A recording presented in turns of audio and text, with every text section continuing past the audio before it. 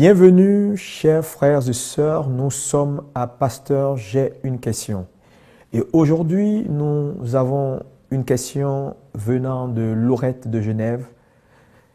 Elle demande comment faire le bon choix de son conjoint. Nous allons tenter donc de répondre à cette question. Nous allons donc d'abord aller dans la parole de Dieu pour voir les Écritures. Il est écrit dans Genèse 2, à partir du verset 18, « L'Éternel Dieu dit, « Il n'est pas bon que l'homme soit seul, je lui ferai une aide semblable à lui. » Cette question est une question d'actualité. Comment faire le choix de son conjoint? Frères et sœurs, la Bible déclare que Dieu est l'initiateur du mariage. Dieu est celui qui, au commencement, fait le constat qu'il n'était pas bon que l'homme soit seul. Je précise qu'Adam n'avait aucune idée de la solitude. C'est Dieu qui fit le constat qu'il n'était pas bon que l'homme soit seul.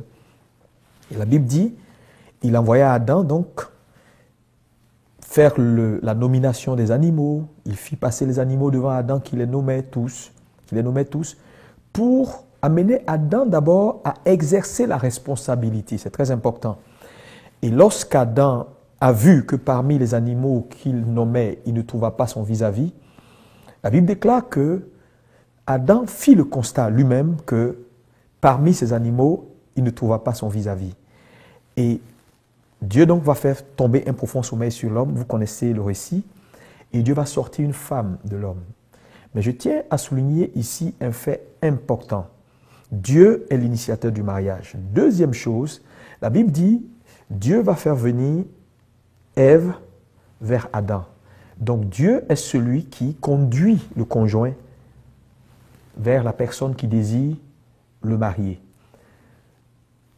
Deuxième élément que je voulais souligner ici à votre attention, c'est que la Bible nous dit que la première personne que Ève, créée à partir de la côte d'Adam, a vue, je souligne que ce n'est pas Adam, c'est Dieu.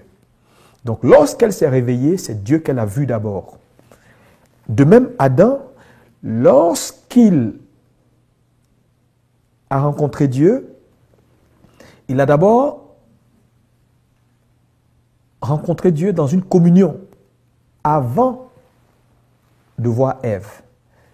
Donc, il est important pour faire le choix du bon conjoint, numéro 1, d'aller vers Dieu, qui est l'initiateur du mariage et qui nous fait le choix de notre conjoint. Ça, c'est la première chose. La deuxième chose, la Bible déclare que Adam, avant de rencontrer Ève, avait de la responsabilité. Il était gardien du jardin. La Bible dit, il était cultivateur dans le sens où la Bible a déclaré que garde le jardin et cultive le jardin. Donc, Adam devait cultiver le jardin. Donc, Adam avait un travail. Donc, la première chose, pour trouver le bon conjoint, il faut aller vers Dieu, qui est celui qui donne une femme ou un mari. Deuxièmement, il faut que ce conjoint-là ait rencontré Dieu avant de t'avoir rencontré. Parce que toute personne qui n'a pas d'abord vu Dieu ne sera pas un bon conjoint. Troisièmement, Adam avait de la responsabilité. Donc, Adam avait un travail. Il n'est pas bon de faire le choix d'un conjoint qui n'a pas le sens de la responsabilité. Et je le souligne. Aujourd'hui, beaucoup de mariages ne marchent pas parce que nous avons des gamins, des gens qui n'assument pas leurs responsabilités. Donc, la responsabilité est quelque chose d'essentiel. Adam avait un travail.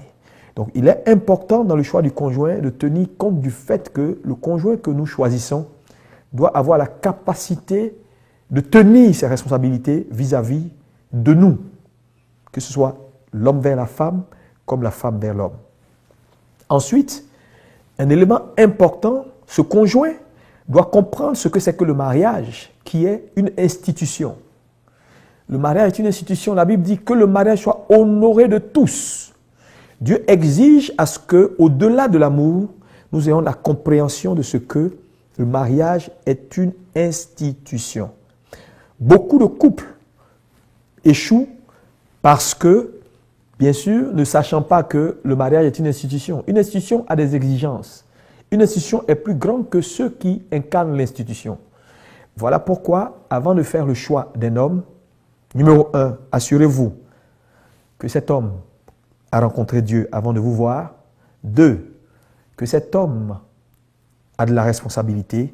3, que cet homme comprend ce que c'est que l'institution du mariage. Si vous trouvez ces qualités en un homme, alors je pense que la volonté de Dieu vous permettra de réussir votre mariage. Ne choisissez jamais un homme ou un conjoint qui n'a pas le sens de ces éléments que je viens de vous citer. Un homme qui connaît Dieu, un homme qui a rencontré Dieu, un homme qui a de la responsabilité, de la maturité, un homme qui comprend ce que c'est que l'institution du mariage. Si ces choses sont, je pense que ma sœur Laurette de Genève, vous pouvez faire le choix de cette personne et Dieu vous y aidera dans votre mariage. Que Dieu vous bénisse. J'espère avoir donné des éléments de réponse.